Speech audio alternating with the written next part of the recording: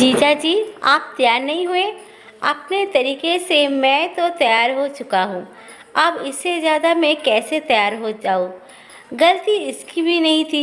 ये मेरे ससुराल में मेरी शादी के बाद तीसरी शादी है और ले दे कर मैं यही पुराना कोट पैंट आज तीसरी दफ़ा पहन रहा हूँ। साले साहब तो नए सूट बूट में ये कह कर चले गए, पर मैं थोड़ा सोच में पड़ गया। मुझसे छोटे वाले दामाद भी पैसे वाले हैं। उनके पहनावे की तो बात ही कुछ और है। एक झलक देखा उनको, अभी किसी राजकुमार की तरह लग रहे हैं। मैं आईने के पास खड़ा खुद को देख रहा हूँ। इससे अच्छा मुझे आना ही नहीं चाहिए था। पूनम और बच्चे को भी भेज देता सिर्फ। आखिर मैंने तैयारी भी सिर्फ उन्हीं का किया था। बच्चों के कपड़े और पूनम की साड़ियाँ ही इतनी महंगी हो गई कि खुद के लिए बजट ही नहीं जमा पाया।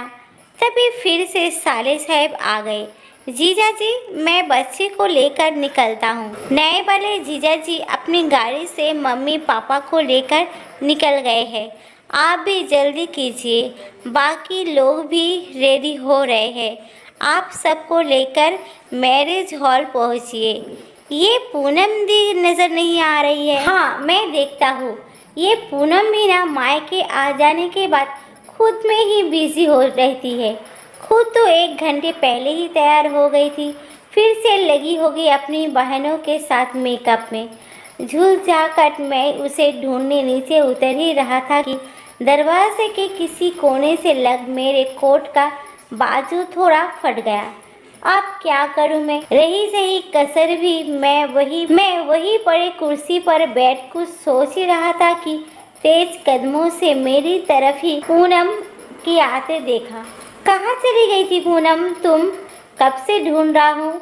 यहाँ आते ही तुम्हारे तो तेवर ही बदल जाते हैं। सिर्फ अपना ध्यान ही है तुम्हें। सारी तैयारियाँ करके दे दी तुम्हें, फिर भी पता नहीं क्या चाहिए तुम्हें। मैंने अपनी पूरी झुंझलाहट निकाल दी, पर मन हल्का नहीं हुआ। पूनम को देख दिल भर आया।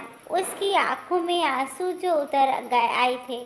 माफ़ कर दो पूनम, दरअसल ये पुराना कोट भी आज फट गया। झुंझलाहट में समझ नहीं आया। मैंने अपनी सफाई देनी चाहिए, पर जुबान हाथ नहीं दे रहे थे। मैं गर्दन झुकाए खड़ा था। ये पहन लो तुम और जल्दी चलो, सब इंतज़ार कर रहे होंगे। पूनम के हाथों में मेरे लिए नया कोट पैंट था। ये कहाँ से? वो अपनी मैचिंग और श्रृंगार के लिए तुमसे पैसे मांगे थे ना, वही है। अपनी मैचिंग और श्रृंगार के लिए तुमसे मांगे थे, वही तो तुम्हारी मैचिंग पार्लर और श्रृंगार। तुम इसे पहन लो तो मेरी मैचिंग और थोड़ा हंस दो तो मेरी श्रृंगार। उसने इतनी मासूमियत से कहा कि ना मेरी हंसी रुक रही थी और ना ही आंसू।